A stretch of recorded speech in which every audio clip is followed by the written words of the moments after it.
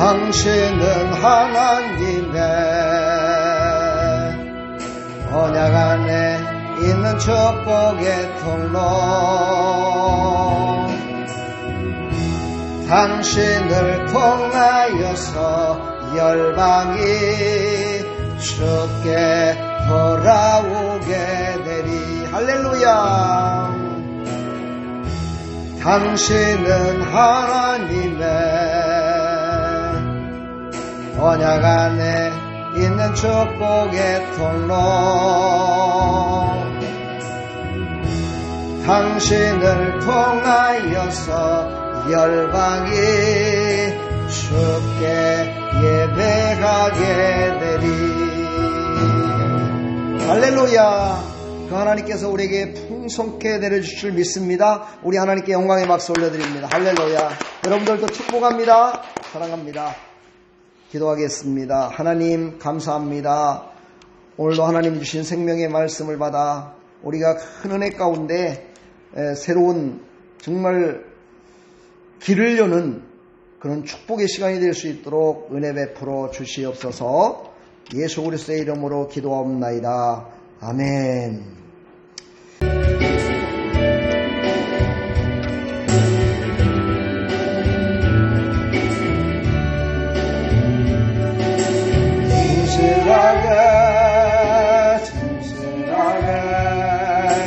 거룩하게 살게 하소서. 진실하게 거룩하게 살게 하소서. 하나님 나의 마음 만져주소서.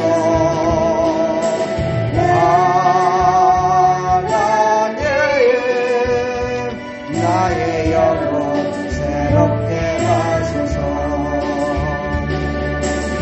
진실하게 거룩하게 살게 하소서.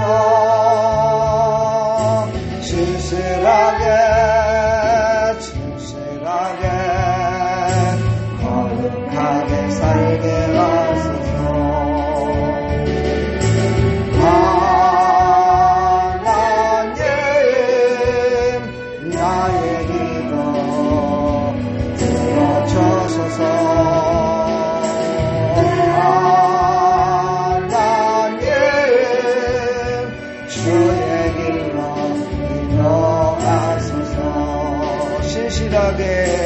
진실하게 거룩하게 살게 하소서. 진실하게 거룩하게 살게 하소서.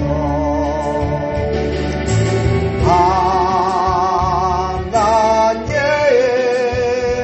나의 마음 만져주소서.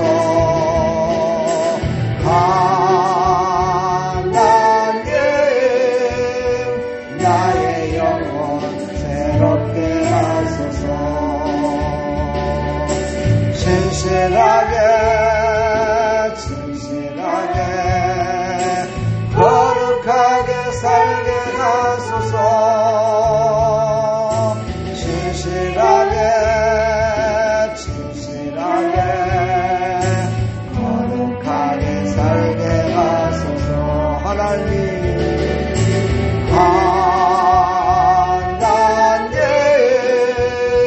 나의 기도 들어주소서.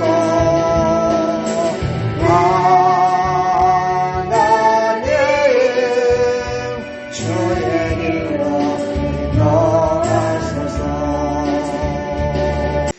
오늘 말씀은 에베소서 3장 6절로 7절 말씀입니다. 에베소서 3장 6절로 7절 말씀, 신약성경 313쪽입니다. 다같이 한 목소리로 함께 하나님의 말씀을 읽는 중에, 듣는 중에, 보는 중에 큰 하나님의 축복이 임할 줄 믿습니다.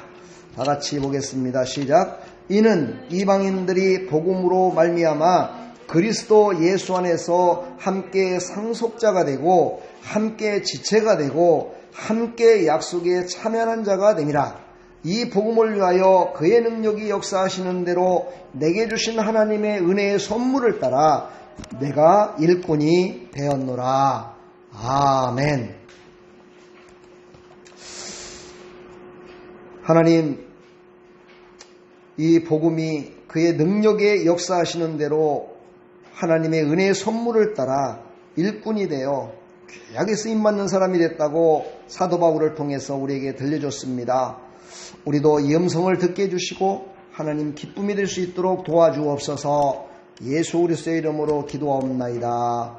아멘. 할렐루야. 하나님은 어제나 오늘이나 영원토록 죽지 않으시고 살아계셔서 우리와 함께 계시는 하나님이심을 믿으시기를 간절히 축원합니다. 하나님은 살아계십니다. 하나님은 우리와 함께 하시기를 원하십니다. 오늘 1월 3일 신년 첫 말씀이 바로 함께하는 하나님에 대해서 우리에게 말씀하고 있습니다. 그 함께하시는 하나님을 오늘 만나시고 돌아가셔서 360일 동안 하나님과 동행하는 삶이 되기를 간절히 축원합니다. 아멘. 그 하나님이 지금도 이 자리에 와 계십니다. 이 자리에 오셔서 여러분을 위로하시고 만져주시고 새롭게 해주실 줄 믿습니다. 할렐루야. 올 한 해도 하나님이 함께만 한다면 무엇이 두렵겠습니까? 하나님이 함께 한다면 무엇이 우리를 넘어지게 만들겠습니까? 하나님은 죽은 자도 살리게 하시고, 하나님은 넘어진 자도 일으켜주시고, 하나님은 굶주린 자에게 배부르게 해주시고, 전화위복을 시켜주시는 하나님이심을 여러분 믿으시고, 그 하나님께서 주시는 생명의 말씀을 붙들고 늘 승리하기를 다시 한번 간절히 부탁합니다. 할렐루야. 오늘 본문은요, 바울을 통해서 하나님께서 구원의 경륜에 따라 비밀을 알려주십니다. 비밀이 뭐죠? 남들이 알지 못하는 걸 아는 거예요. 그렇죠? 또 나만 알고 있는 거예요. 남들이 알지 못하고 나만 알고 있는 거. 이게 비밀이라고 얘기를 하죠. 구원의 비밀. 과연 왜 사도 바울은 평생을 다 바쳐서 이 말씀을 붙들고 하나님의 영광을 위해서만 살았을까? 우리 한번 생각해 볼 필요성이 있겠죠. 오늘 말씀을 통해서 우리 사랑하는 성도들이 과연 이 사람은 왜 이렇게 했을까? 그걸 한번 우리가 깨닫는다면 오늘 큰 은혜 가운데 정말 하나님의 영광에 나아갈 줄 믿습니다. 그 시대의 배경을 좀 잠깐 설명을 하다 보면 그 시대에는 지금 이 시대보다 훨씬 더 어려운 시대였습니다. 왜냐하면 그때가 로마가 유다, 이스라엘을 전부 다 지배하고 있었는데 로마가 세계를 지배했죠.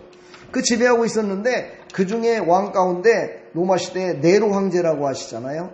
그 네로가 이 40년에서 50년경 요때 네로가 지배를 했었는데 그때 네로가 지배할 때 그때가 바로 정말 최악의 핍박과 기독교인들을 정말 얼마나 핍박을 했는지 정말 상상 말로 표현할 수 없을 정도로 예수 믿는 사람들을 핍박했습니다. 하나님을 믿는 사람들을 핍박을 했어요. 그래서 에베소에 오늘 에베소서잖아요. 에베소에 원형 경기장이 있었는데 그 원형 경기장에 이 기독교인들을 갖다가 짐승보다도 못한 모습으로 처참하게 정말 죽이는 그런 일들이 많이 있었던 시대였습니다. 그래서 예수님을 믿는다는 것은요, 자기의 생명을 다 바쳐 믿을 수밖에 없는 그런 시대였습니다. 그러다 보니 질병과 전염병이 창궐했고요. 모든 사람들이 또 먹고 사는데 얼마나 힘들고 어려웠는지 몰라요. 그 시대를 배경으로 나온 영화가 배너라고 나와 있죠. 그렇죠? 여러분 배너라는 영화 봤나요? 젊으신 분들은 아마 안 봤을 거예요. 근데 나이 드신 분들은 아마 영화를 한 번 정도는 봤을 거예요. 그때 얼마나 정말 법도 필요 없고요. 질서도 필요 없어요.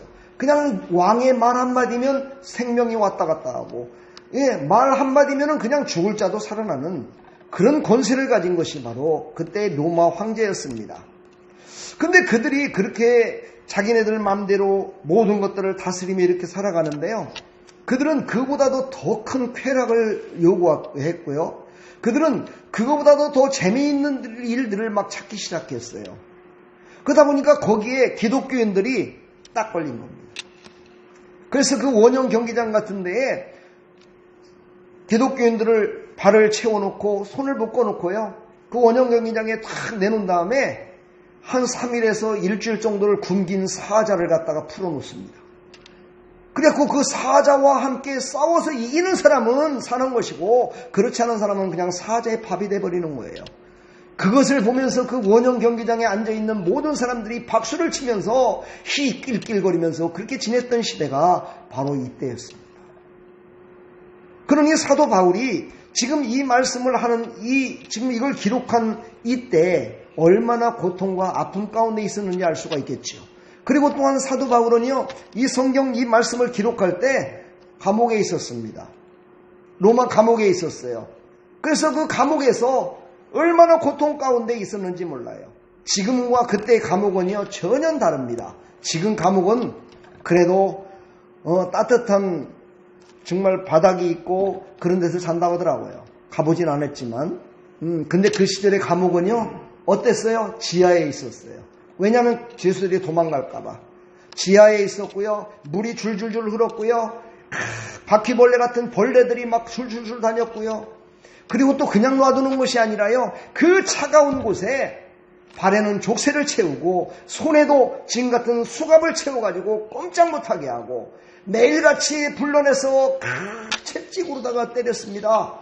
그 채찍으로 때릴 때 그 채찍의 끄트머리에는 낚시바늘 같은 걸 꼭 이렇게 달았다고 그랬어요. 그래서 채찍을 쫙 때리게 되면은요, 그것으로다가 탁 당기면은 막 살이 찢어진대요. 그러니 살에서는 피가 나죠. 그 피가 난 것이 골무고 얼마나 고통스럽겠어요. 그 고통 가운데 있으면서도 바로 사도 바울은요, 많은 성도들에게 위로가 되는 말씀을 하나님이 주셔서 그것을 기록해서 바로 에베소 교회에 보낸 것이 오늘 에베소서입니다. 그러니 그 시절에 얼마나 고통과 아픔 가운데 있었는지를 우리는 알 수가 있지. 사도 바울은 옥에 갇혀서 그 고통과 아픔 가운데서도 에베소서, 빌립보서, 골로새서, 빌레몬서라는 네 권의 이 성경에 나와 있는, 이 신약성경에 나와 있는 이 말씀을 기록해서 모든 사람들에게 위로를 주고 그 모든 사람들에게 힘을 주는 이 말씀을 전했어요. 그 시대가 언제였냐면은 AD 51년경이었습니다. 그러니까 지금으로부터 거의 한 2000년 전이죠. 1996년경. 그렇죠. 그러니까 51년경에 이것을 기록했음을 우리에게 말씀하고 있습니다. 그때 옥중에 있었던 그 사도 바울의 그 모진 고통과 아픔, 또 그 성도들의 모진 고통과 아픔은 지금의 코로나로 말미암아서 우리가 당하는 두려움과 아픔보다도 훨씬 더했음을 볼 수가 있습니다. 지금은 약이 있어서 그래도 치료가 되지만 그때는 약도 없었어요. 모든 사람들이 그냥 질병에 걸리고 전염병에 걸리면 죽을 수밖에 없었고요. 왕 말 한마디에 그냥 생명을 부지할 수 없는 그런 정말 악조건 속에서도 예수님을 믿었다는 사실 앞에 참으로 어떻게 하면 이렇게 예수님을 믿을 수 있었을까? 우리는 이것을 참으로 다시 한번 생각해 보면서 정말 그 하나님 얼마나 그들을 사랑했고 그들에게 힘을 주고 능력을 줬으면 그 악조건 속에서도 하나님을 신뢰하며 살았을까? 이것을 다시 한번 생각하면서 우리도 그때 임하셨던 하나님의 성령이 우리에게 충만히 임하여 주셔서 우리가 지금 살아가고 있는 이 세상 가운데 힘들고 어려울 때 나를 도우시고 함께 하시는 그 하나님과 함께 영원 복락을 누리는 하나님 백성들이 다 되기를 간절히 축복합니다. 그때 사도 바울을 만났고 그때 이스라엘 백성들을 만나서 그들을 위로했고 그들을 사랑했던 그 하나님은 그때도 계시고 지금도 함께 우리와 계시다는 사실을 우리는 잊어서는 안 됩니다. 할렐루야. 사도 바울은요, 사도행전 16장에 보게 되면은 사도 바울은 여러 번 감옥에 갇혔어요. 그러는데 사도행전 16장에 나오는 사도 바울의 모습을 보면 어떤 모습이었냐면 정말 억울해도 그렇게 억울할 수가 없는 모습으로 감옥에 들어갑니다. 왜냐하면 길거리를 지나가다 보니까 점을 보는 사람이 있는 거예요. 점을 보는 여인이 있어서 처음에는 그냥 지나갔어요. 그러는데 이 여인이 사도 바울의 영으로, 하나님의 영으로 충만한 것을 보고서는 사도 바울을 막 뭐라고 하는 거예요. 왜 여기 왔냐고. 네가 왜 여기 왔냐고. 내 영업을 방해하려고 왜 네가 왔냐고 막 이러는 거예요. 왜 영업을 방해하는 거예요? 점을 안 봐주면 돈이 안 생기니까. 그렇죠? 근데 사도 바울이 거기를 가니까 점을 볼 수가 없는 거예요. 하나님의 영에 붙들려서 그들의 영이 얘기를 못하는 거야. 떠나는 거야. 그러고 있는 때 사도 바울한테 계속해서 막 오지 말라고 그러고 왜 여기를 나타났냐고 이러니까 사도 바울이 한마디 딱 했습니다. 내가 내게 명하노니, 예수의 이름으로 내가 명하노니 네 안에 있는 더러운 귀신은 떠나가라 하고 한마디를 외쳤더니요, 이 여인이 거품을 불고 넘어지면서 귀신이 떠나가 버렸어요. 그래서 아예 점을 못 보게 된 거예요. 그랬더니 이 여인이 자기네 주인한테 가가지고 그 얘기를 한 거죠. 그랬더니 그 주인이 그래? 그런 녀석이 지금 여기 왔단 말이야. 그래가지고 그 주인이라는 사람은 권세가 있었어요. 돈이 있었어요. 그래서 사도 바울을 갖다가 채찍을 가고 막 때려가지고요, 간수한테 얘기를 해요. 재판도 받지 않고 그냥 죄를 갖다가 자기가 다 심판한 거야. 그래갖고 그를 감옥에 가두라고 간수한테 얘기해서 지하 감옥에 갇힌 거예요. 지하 감옥에 갇혀서 모진 매를 맞고 고통을 당했어요. 그때 함께 갇혔던 사람이 실라라는 사람이에요. 그래서 바울과 실라가 감옥에 갇혔는데 그들은 그곳에서 원망하지 않고, 그들은 그곳에서 그 사람들에게 욕하지 않고, 간수를 원망하지 않고, 자기를 때린 사람들을 원망하지 않고, 그들은 그 감옥에서 하나님을 찬양했다라고 얘기합니다. 하나님을 찬양했더니만은요, 갑자기 지하의 옥문이 쫙 열리기 시작하는 거예요. 그리고 자기에게 채워졌던 족쇄가 팍 풀려지는 거예요. 손에 묶었던 모든 것들이 다 풀려지는 거예요. 근데 자기에게만 풀린 것이 아니고요, 거기 있는 모든 사람들의 족쇄가 다 풀어져요. 그들을 가뒀던 막 옥문이 다 열려져 버려요.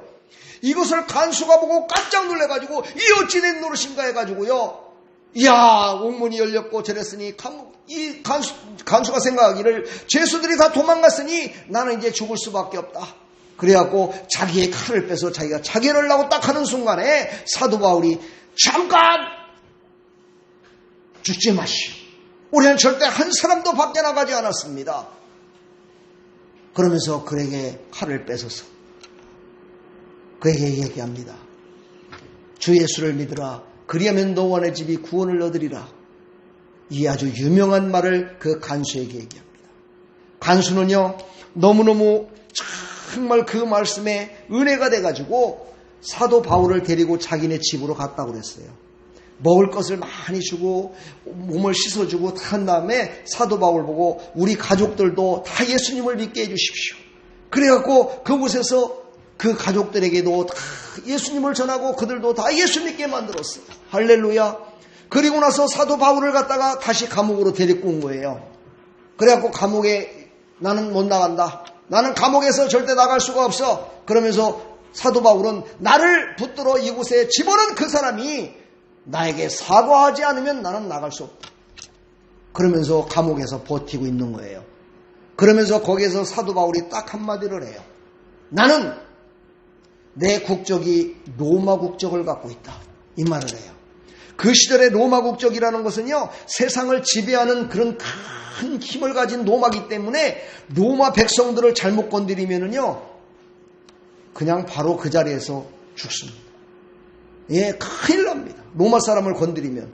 근데 로마 사람을 완전히 채찍에 때려가지고 재판도 하지 않고 그를 감옥에 가둬놓고 지하 감옥에 집어넣고서 막 채찍질해서 아프게 만들고 고통스럽게 만들었던 그것을 이제 얘기를 하면요, 자기를 집어넣은 그 점 보면서 그걸 갖고 먹고 살았던 그 주인과 모든 사람들은 다 감옥에 들어가야 돼요.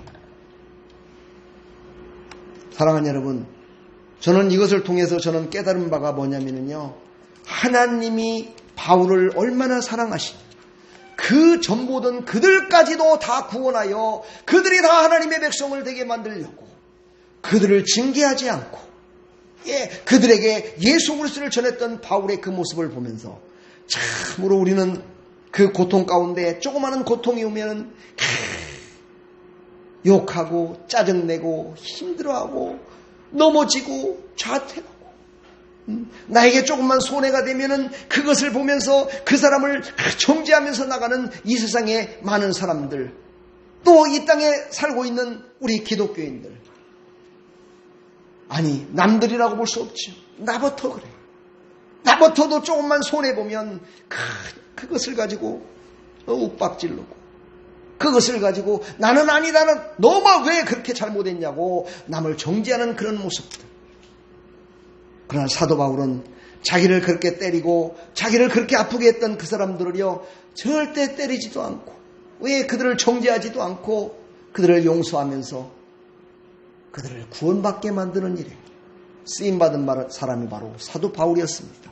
그 사도 바울이 바로 이스라엘 백성들에게 오늘 이 말씀을 전하는 겁니다.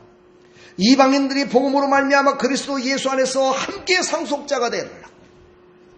바로 사도 바울은요, 비밀을 깨달았어요. 복음의 비밀은 예수 그리스도입니다.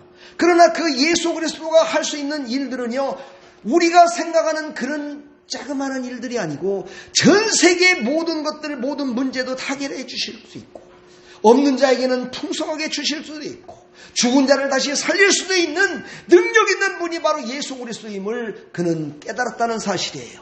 근데요, 그것만 깨달은 것이 비밀이 아니에요. 뭐냐면은요, 그분이 바로 자기 안에 있다는 것을 깨달았다는 거예요. 이게 바로 비밀이에요. 사도 바울은 이 비밀을 가슴에 품고 그는요, 평생을 다 바쳐 오직 예수 그리스도만을 전하는 일에 그는 쓰임받았음을 우리가 볼 수가 있습니다. 로마서 9장 24절에 보면은요, 유대인 중에서뿐 아니라 이방인 중에서도 부르신 자니라. 바로 이 로마서에 나온 9장 24절에 나온 이 말씀은요, 사도 바울은 이방인들을 구원하기 위한 사도로 하나님이 분명히 택했다는 확실성을 가졌어요. 사랑하는 여러분, 여러분들도 내가 하나님께 붙들림 받은 하나님의 자녀임을 확실성을 가지고 살아야 돼요. 그 확실성을 가지고 그 하나님이 나와 함께 지금도 계시다, 그 하나님이 나와 함께 동행하고 계심을 믿고 나갈 때 우리는 새 힘을 공급받아 살아갈 수가 있어요. 나와 함께 하지 않는 것 같아. 내가 무엇 일을 하는데, 나는 목사도 아니고, 나는 전도사도 아니고, 나는 집사도 아니고, 나는 아무것도 아닌데 나와 하나님이 하실 일이 뭐가 있겠어? 이런 생각을 갖고 살아가다 보면 우리 마음대로, 우리 뜻대로 우리의 삶을 살아가고 말아버립니다. 그러나 여러분 아십니까? 우리는요, 질그릇 같은 깨질 수밖에 없는 그릇이라고 성경은 얘기를 하고 있어요. 고린도후서 4장 7절로 11절을 보면은요, 우리는 질그릇 같다고 그랬어요. 그래서 아무 짝에도 쓸모가 없어요. 그럼에도 불구하고 큰 능력 있으신 하나님께서 우리의 질그릇 같은 이곳에 찾아오셔서 우리와 함께 하셔서 우리를 동행하시고 우리를 인도하셔서 우리가 승리할 수 있도록 도와주신다는 거예요. 바로 이것을 사도 바울은 알았어요. 그러면서 고린도후서 4장 8절에 보면 이렇게 말씀하세요. 우리가 사방으로 우겨쌈을 당하여도 쌓이지 아니하며, 답답함을 당하여도 낙심하지 아니하며, 박해를 받아도 버림받지 아니하며, 거꾸러뜨림을 당하여도 망하지 아니하고, 우리가 항상 예수의 죽음을 몸에 짊어짐은 예수의 생명이 또한 우리 몸에 나타나게 하려 함이라. 이렇게 사도 바울이 고백을 했어요. 사도 바울의 이런 고백이 나올 때까지는요, 정말 고통과 아픔 가운데 지냈음을 우리는 다 알고 있습니다. 그런데요, 그 고통과 아픔을 이길 수 있는 방법은요, 우리가 첫째가 무엇인지를 깨달아야 돼요. 뭐냐면 하나님이 함께 하심을 느껴야 되고, 그 하나님과 늘 동행해야 되는데, 그러기 위해서는 우리가 기도를 해야 돼요. 하나님 앞에 기도를 했을 때 하나님의 계획과 뜻을 우리가 알게 돼 있어요. 그 하나님께서 우리를 사용하시기를 원하시고 계세요. 할렐루야. 구약에 보면 제가 히스기야 왕을 소개할까 합니다. 히스기야 왕은요, 다윗이 하나님을 섬겼듯이 그렇게 잘 섬긴 왕이라고 성경은 기록되어 있어요. 열왕기하 18장, 19장, 20장을 보면은요, 히스기야 왕이 얼마나 하나님을 잘 섬겼는지 몰라요. 그런데요, 그도 역시 사람인지라 아수르가 쳐들어왔을 때, 저 북방에서 아수르가 쳐들어왔을 때 그는 하나님께 구하지 않고요, 아수르 왕이 달라고는 금을 갖다가 성전에 그때는 금으로다가 입혀놨는데 그 성전에 금으로 입혀놓은 것까지 다 뜯어갖고 아수르 왕한테 줬어요. 다 줬는데 아수르 왕이 그걸 다 봤더니만은요 뭐라고 하냐면 야 이거 갖고는 안 돼. 니네 나라까지 다 내놔. 아수르 왕이 그 사신을 보내갖고 협박하고 하는 그 과정 가운데 이 히스기야는요 깨달았어요. 내가 왜 하나님께 찾지 않고 아수르 왕의 입맛에 맞춰줬을까? 이걸 깨달은 히스기야 왕은요 옷을 찢고 그는 구약에서는 베옷을 입는다고 그래요. 재를 뒤집어 쓴다 그래요. 이거는 바로 회개를 뜻해요. 히스기야 왕이 모든 옷을 자기가 입었던 왕복을 다 벗어버리고 옷을 찢고 머리를 풀러버리고 성전에 들어가서 이제 하나님 앞에 간절히 기도하고 사시는 하나님께서 이번 기회에 한 번만 저에게 기회를 주신다면 한 번만 기회를 주신다면 내가 하나님의 영광을 위해서 내 생명 바쳐 살겠습니다라고 하나님 앞에 간절히 기도를 해요. 그랬더니 하나님이요 그 밤에 히스기야의 기도를 응답하셔서 아수르 군대가 18만 5천 명이 쳐들어왔는데 천사가 그곳에 가서 그들을 다 그 밤에 다 멸해버렸다고 그랬어요. 천사 2명도 아니에요. 1명이에요. 천사를 보내서 18만 5천 명이라는 그 모든 아수르의 군대를 다 멸망시켜버리고요. 아수르 왕도요 거기서 막 자기네 나라로 도망가죠. 아수르로. 그랬더니만은요 아수르에서 기다리고 있던 사람들이 아니 18만 5천 명이나 데리고 가서 전쟁을 한 사람이 아니 자기만 살고 왔냐 그래갖고 자기의 신하의 칼에 그는 죽임을 당하고 말아버립니다. 한순간에요 모든 것들을 다 평정하시는 하나님을 그때 히스기야는 깨달았어요. 사랑하는 성도 여러분, 하나님은요 우리가 생각하는 그런 작은 일을 해주시는 그런 분이 아니에요. 18만 5천 명이면 얼마나 많은지 아십니까? 양주시보다도 더 많습니다. 그 많은 사람을 한순간에 전부 다 멸망시켜버리고 승리케 도와주신 그 하나님. 여기서 우리는 깨달을 게 우리는 제가 2가지만 말씀드리고 싶습니다. 히스기야도 처음에는 하나님을 온전히 신뢰하지 못해서 자기가 갖고 있는 자기 나라에 갖고 있었던 가장 귀한 금을 갖다가 아수르 왕에게 바쳐버렸어요. 우리도 마찬가지 아닙니까? 우리도요 하나님을 신뢰하며 하나님께 예배드리며 하나님을 찾고 기도하고 있지만은요 어느 순간인가는 하나님보다는요 내 방법으로 내 뜻대로 할 때가 참 많습니다. 그때 어떻던가요? 잘 되던가요? 네, 잘 되면 그대로 하십시오. 그러나 안 되더라고요. 내 맘대로 내 뜻대로 안 되더라고요. 그때 히스기야 왕도 모든 걸 다 내려놓고 깨닫고 하나님 앞에 기도했어요. 우리의 모습과 별반 다르지 않습니다. 그럼에도 불구하고 하나님은 히스기야 왕을 칭찬하셨고 그 히스기야 왕이 이스라엘을 지배해서 정말 유다의 왕으로 다스리는 그 기간에는요 형통한 복을 주셨음을 우리는 알 수가 있습니다. 사랑하는 여러분, 실망하지 마십시오. 그동안에 내가 어떻게 했든지 실망하지 마시고 내가 지금까지 하나님을 신뢰하지 못했던 거 하나님 앞에 회개하면서 하나님 앞에 간절한 모습으로 예수 이름으로 구하기만 하면 그 예수께서 다 행하시리라 말씀하신 그 말씀을 여러분 믿으시고 한 해 동안에 살아가는 동안에 이제 예전과는 다른 모습으로 그렇지요. 예전에 하나님을 신뢰하지 못했던 그 모습에서 이제는 하나님을 신뢰하는 모습으로 바뀌어졌습니다. 하나님의 귀한 일에 쓰임받는 나와 여러분들 다 되기를 주님의 이름으로 간절히 축원합니다. 복음의 비밀은 바로 뭐라고 그랬어요?